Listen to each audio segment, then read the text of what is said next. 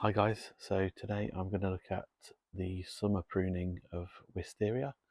I have got a video on winter pruning that you might have already seen, but check that out if you haven't. Um, so the summer pruning is mainly to control the size and shape of the Wisteria.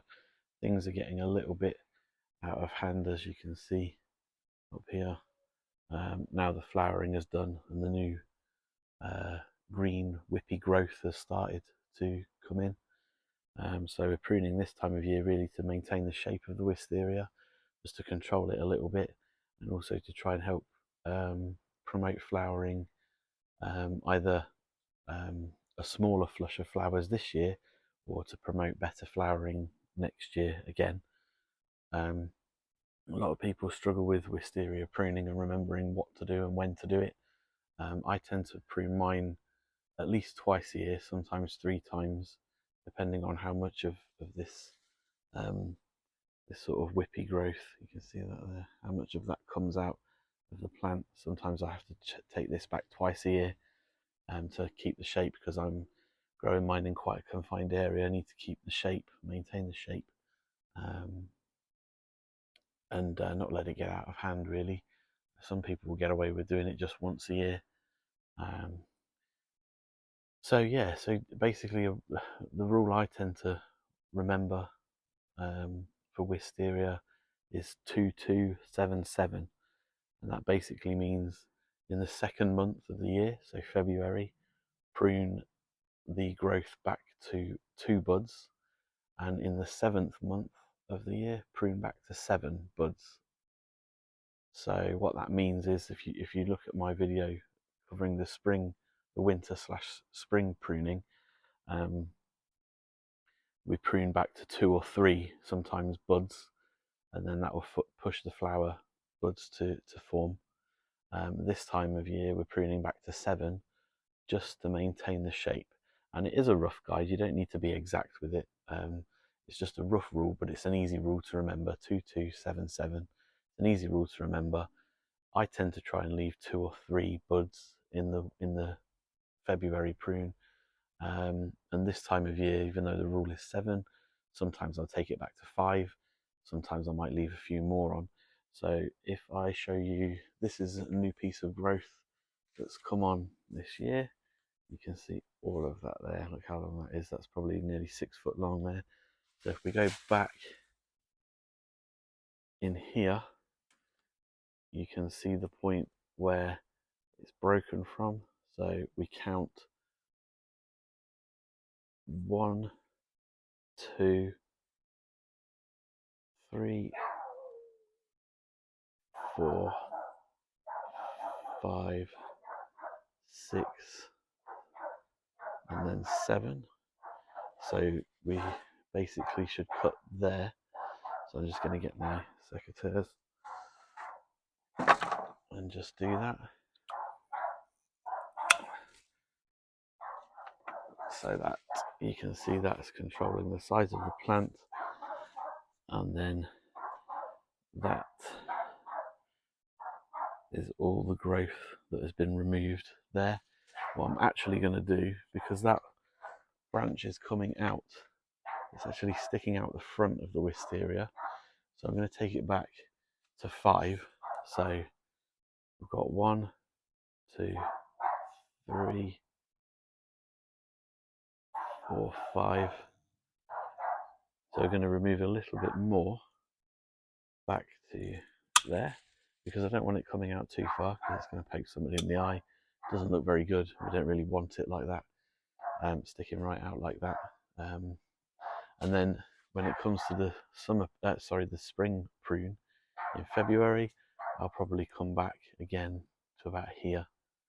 So we'll leave 1, 2, and then there's a 3rd bud. It's a bit difficult to show you. 3rd bud round the back there. So we'll take another couple off that, and that's just to allow for, if there's any dieback over winter, it still gives us something to cut back to allow flowering. If you cut right back to 1 or 2 buds, and then that spur dies, you've lost all the flowers.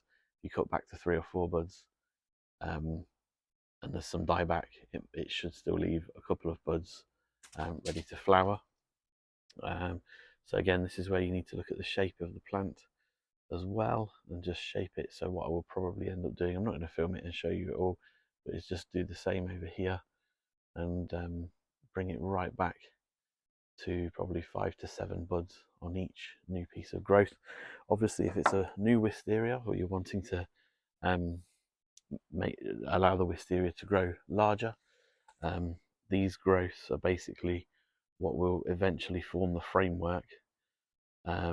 So let's say I've actually cut this plant back here. That's for a specific reason that I've done that, just to free up this bench, because this bench is going to be relocated. But let's say I wanted to grow that wisteria through the trellis on the back of this bush here. I would actually take some of this whippy growth that we've got up here and bring it down. I will be removing all of this, but if I wanted to grow the wisteria along, I would actually bring that growth, that new whippy growth, down here and train across the back of the bench. You can see the length of that there would quite easily allow me to train that across to this side of the bench over here. And I actually wouldn't prune that out. I would leave that as full length if that's what I wanted, if that's how long I wanted the wisteria to reach, and I would actually tie that in and leave it. I wouldn't touch it. I wouldn't touch it on this prune, and I probably wouldn't touch it again in spring either, and just eventually allow it to build up a framework. And probably this time next year, when you've had new growth break out from these buds, if it was trained along here, you get new growth breaking out from those buds. At that point, I would then prune back to 5 buds just to start making that framework for the flowering. But again, it's pretty difficult to see this time of year. It's can be tricky to know how much to prune. Sometimes it's better to leave the growth on, and then when the leaves have dropped, actually prune after the leaf drop, so you can actually see the framework a bit better and get a better idea of what you're doing. And you know, inevitably you always end up missing some part of this growth, and it's still there till February. And as long as you prune it back in February, you should be fine.